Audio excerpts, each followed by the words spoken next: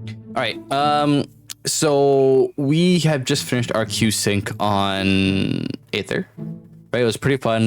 Playing with the princess was pretty nice. If you're wondering why we're dressed like this, it's because I have basically cosplayed on stream and I don't want to change out of it just yet. That's why our character hair is also white, because white hair, you know, Gojo. Oh yeah, if you guys don't know, we stream on link somewhere here. You'll see we do a bunch of like our mentor stuff. I'll play whatever class you guys want basically on stream. If you want to know when we're gonna stream, we have our Discord somewhere. It's gonna be at the bottom. But basically today I've gotten lazy, and I'll just basically be showing you guys all the different bursts that each job has, as well as maybe some tips and tricks based off the stuff that appears on top of my head. Oh yeah, a random quick insert. This video maybe end up being kind of long. I don't know how long it's gonna be. So if you're looking for a specific job, I'll put timestamps at the bottom to find the job that you need, because I mainly just do a lot of talking and showcasing and like different burst things. So like, yeah, it's kind of up to you. Yeah. Hey, Editor Masi here. FYI, I'm letting you know that this doesn't have to be the be-all end-all for your rotations or bursts. You can change it up however much you want based on the situations. I'm not telling you what to do or how to play, just giving you some light suggestions. Anyways, on to the video. All right, so let's start things off with Paladin, right? Paladin, I feel like everyone kind of loves this job. I personally love this job. I feel like it's a super fun job. And the combination itself is actually very easy. It's every single 20 seconds you have a burst, because your Confidior is every single 20 seconds and your Holy Shell runs every single 20 seconds. So technically speaking, you would engage and do damage every single 20 seconds. But people always mess up the order. So the order is actually very simple. So first, you, depending on actually how aggressive you are, you can actually use Sheltron first, then Confidior, and then intervene. This is your combination, right? So yeah. So you would Sheltron, wait for the time to hit roughly a little lower, then Confidior, then dash in.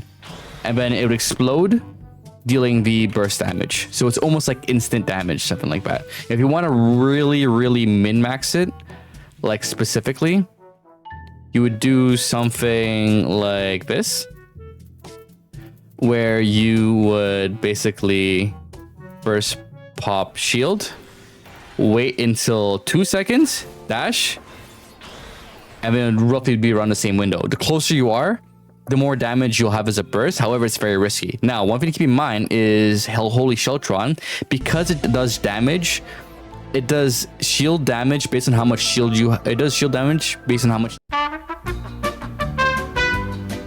shield you have left. It actually stacks at battle high. So, let's read it right now, right? It creates a barrier of 8k potency, and then it deals damage of 150 of that remaining potency, right?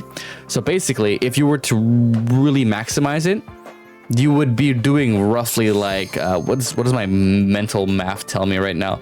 You'd be doing maybe roughly 24k base, right?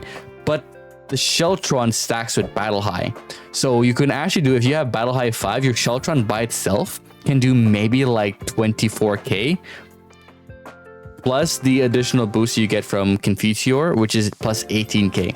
So you can do almost 40k by yourself of someone's HP with this combination with battle high 5. So it's actually very devastating, right?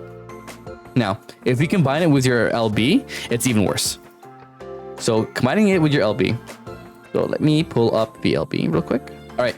Now, if you're to be talking about your alt, there's many different ways to do it. We'll go with the most safest option, right?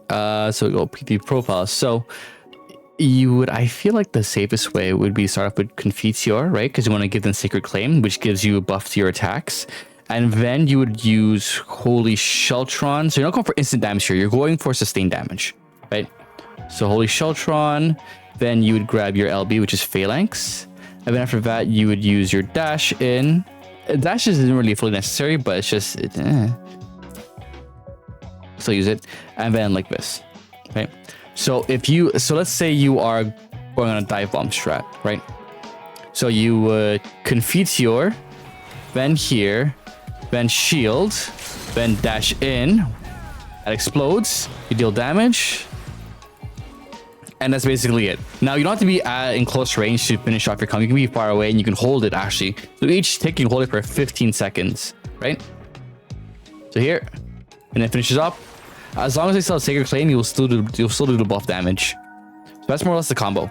If you want to change it up per se, you can use some more like bursty. You can use Phalanx way more ahead of time, like this. like this, right? And then maybe you can like, yeah. Like if you want to do more bursty, you would Phalanx first, then Sheltron, then Intervene, and then Confiteor.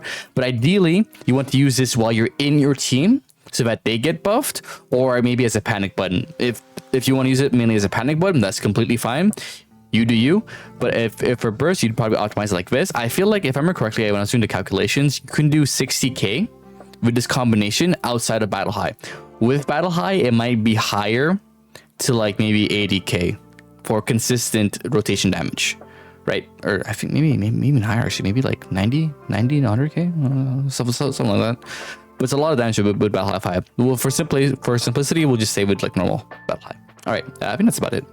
Oh, one quick thing as well. I don't have it in a party, but Guardian is your get out of jail free card if you are using it as an escape tool, because it's Paladin's the only job that has like escape with allies. No other tank has it. So yeah, so use this as an escape if you want to play really aggressive, or you can use Intervene as an escape. That's why I have it for me as a bind macro, so I can like dash in. It's for me, it's a mouse over macro, right? You can't go over stuff like this, but yeah, it's really helpful. All right, let's do Warrior. Warrior actually is fun. Warrior has so many different options for bursting. We'll do the base one first. So base burst, right? That you will do normally when you sync up with a Dark Knight, or just for general. Wait, actually, put this over here a second. So you'd Bloodwedding first, Primal Rend, then Originy, then Bloodwedding out. This is the base burst, right? So you would, yeah, Bloodwedding, then Primal Rend, then Originy, and then this, and then you'd walk out. That's your base combination, right? The reason why is because Originy is OGCD, and you will gain healing from Primal Rend. So you actually supplement that HP lost, right? If you want to do a more like advanced-ish kind of version, right? You would actually put this in. Reason why is because you want to, if you're more by yourself, so you would Bloodwedding in, then you would dash in. Where the f is the dash button? You would actually put this in. You would actually put. Am I missing a dash button? Okay, 1 second. All right. So you would Bloodwedding, then you would dash in, then Primal Rend, then Originy, then this, then your Scout Cycling. The reason why you do that combination is that it allows you to be more sneaky with your engage, because by then you're already in the enemy team. And yes, it allows you to be a little more like you can control your own tempo a little more better, right? Okay, for LB, this depends on a lot of different things, because your LB is basically like, it does a lot. But to put it like super simple, it gives you basically a free, like, you cannot be stunned or like CC'd. You get double the healing and double the damage, as well as you remove any shields, so you prevent them from shielding at all. So it's really, really strong. Now, if you working in conjunction with a Dark Knight or with a team, you actually want to use this ahead of time. However, if you want to really min-max your HP as well as how much you gain, you want to, I still recommend this above everything else. I recommend doing this order. Reason why is because you want to be a little more sneaky with your onslaught, and this gives you a little bit of a shield ahead of time, right? So here, then you dash in, then try position to the most amount of targets, then you would LB. Where the hell's the LB? Bro, what is up with me today? I've messed up like the Warrior recordings like 4 or 5 different times, man. It's actually hilarious. All right, so combination. You do a Bloodwedding, then you would dash in, angle yourself so you have most amount of targets, Primal Screen. Then if you say backline, you would use your dash, Originy, or Bloodwedding, Originy, either or. Doesn't matter like which order you do, as long as you get your HP back and you're able to get out. Right now, when it comes to actually timing it and being in a large crowd, when you use your Purify is important. If you were to put it like this, right, you don't use Purify at the end, you'd probably use Purify before you scream. So here, like this, right? You Purify before you scream. Just know that when you scream, you can't guard, right? This is super, super safe. If you want to be even more safe, you probably put this ahead before everything else, right? However, keep in mind that your ult prevents you from being stunned anyway. So this is just for setup, so that you don't get stunned while you set up. Ideally, you don't actually use this. You just keep the following combination of this. That's about it. Let me show you guys actually real cool tech first, but I find really fun. Okay, so this is actually a semi-time delay. So what the tech basically is, and I find it to be really entertaining, is this is only when you're in the middle of the enemy team. This doesn't work if you're not in the enemy. So you actually have to be in the middle of the team for this strat to work, right? Originy is a maybe. You may or may not. It's optional, but you have an option if you're in the middle of the enemy team, but on cooldown to do this, all within the primal screen timer. Let me show you how it works. Let me explain. So it's also a little bit of waiting. So you would Crimson Cyclone first, wait till roughly there's about 3 seconds left.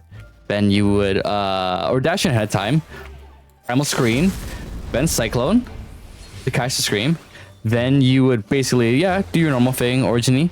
And you look at the timers, 8 seconds, 4 seconds, meaning that I have time to do another free double HP. And that's really min-maxing your padding, right? Cool, right? All right. Now, if you're comboing with a Dark Knight and you want to play into a Dark Knight, right? You actually remove a lot of the really cool, fun stuff. So this is what you would do if you're comboing with Dark Knight. You would do this order. Okay, this is your order if you combo with a Dark Knight. It's not as fun or exciting, but basically you're playing into the mechanic of Primal Scream. So let's say your Dark Knight is going to pull over here, right? So you set up first by making sure if you're hidden, then you would dive in, stunning, then you would scream, and then you would Originy Bloodwetting.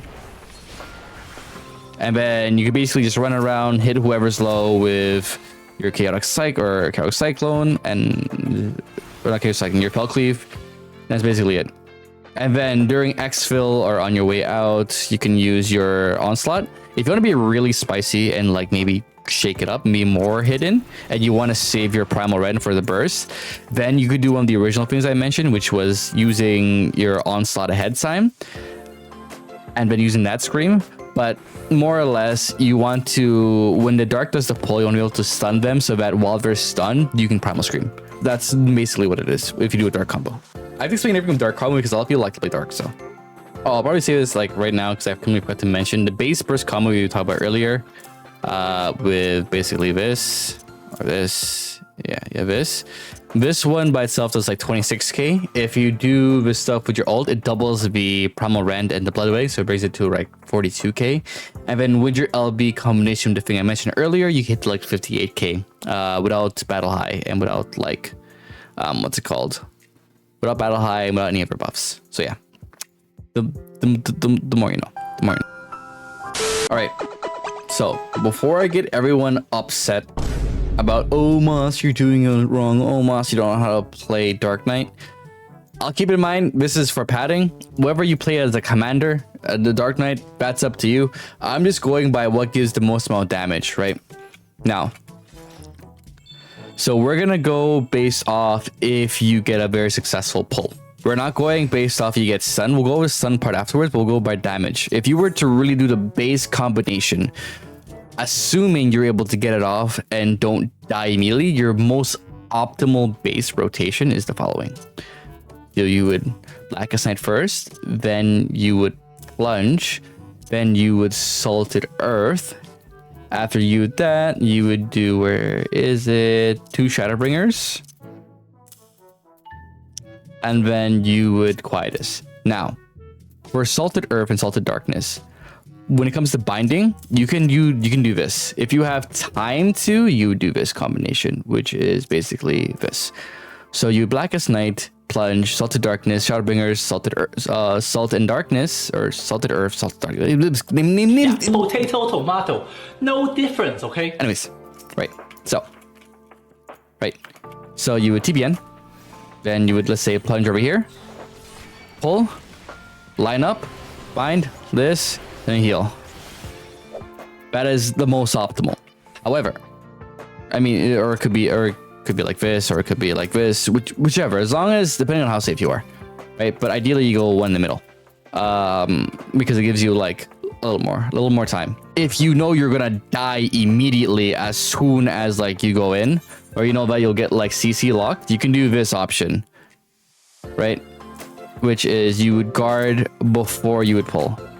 So you do guard this. So if you know you're gonna die immediately, like they would CC you immediately, you would TBN, then you would plunge, then you would guard, and then you would suck. And then this, and then one, right?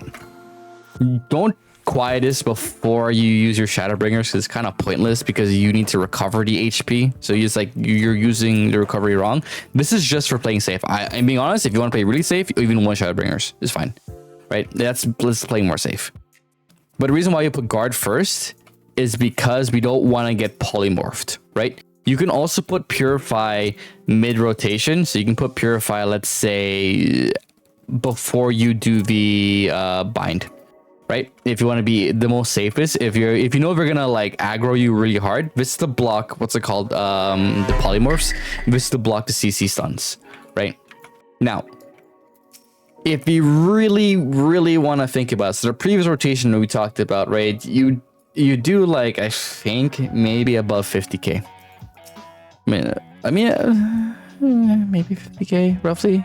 Yeah, 56k, but that's only if you spam Shadowbringers over and over again. On average, you might get maybe like 32 to 38.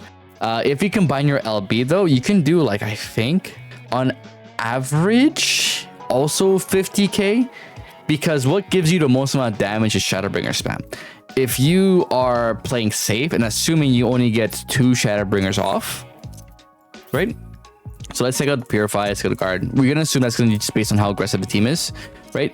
If you throw in Shadowbringers or your LP, you would TBN, gap close, Salted Earth, and then you would do 1 Shadowbringers. So you would do. Do you ever look at someone and wonder what is going on inside their head?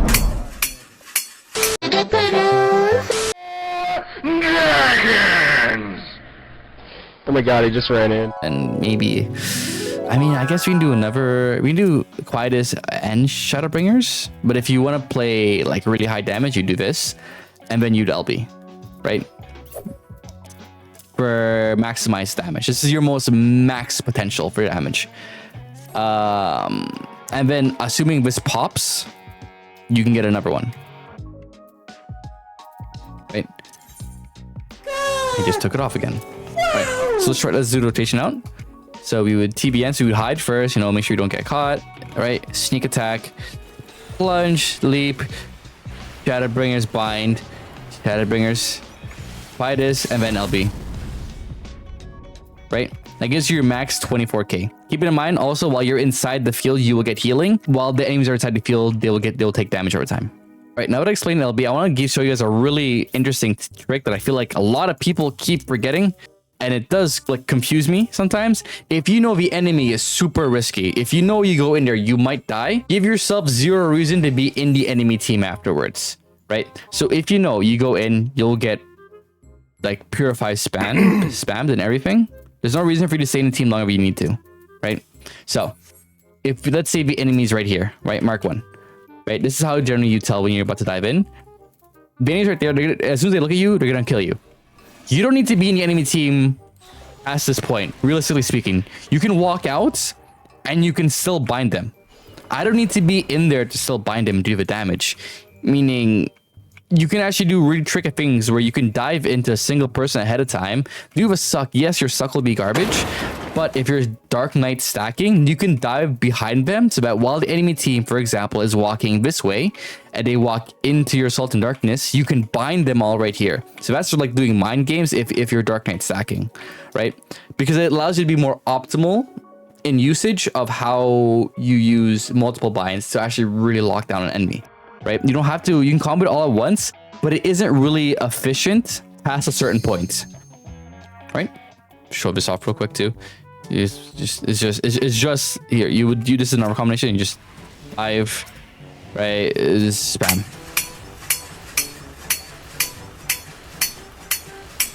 Your whole HP bar. You can use still, you know, the actual like blood spiller, but then that wastes your spam. It gives you so you can just spam it either, or that gives you like a what, like 58 damage, 58k damage. But yeah, Oh, right. So one very important thing that's really important is actually calling out your pulls, right? So I have macros over here that basically say my salted earth is ready, and then saying I'm diving in, and then saying that I go in, and saying like limit break. All these macros are very important if you're a dark, if you really want follow up, right? You don't need to command per se. Someone else to do the commanding, but as long as you call your pulls, there's a high chance you'll get follow up per damage. So make sure you have macros like this. If you want to use these ones, I will post them in the description, and you can just add them in. As to get this specific text, all you have to do is type in chat salt or whatever name the action is, and then press tab, and then you get the auto translate feature, right? That's what these are called. These are called the auto translate feature, right? And the party members here, but yeah, that's basically what it is. So call your pulls if you can.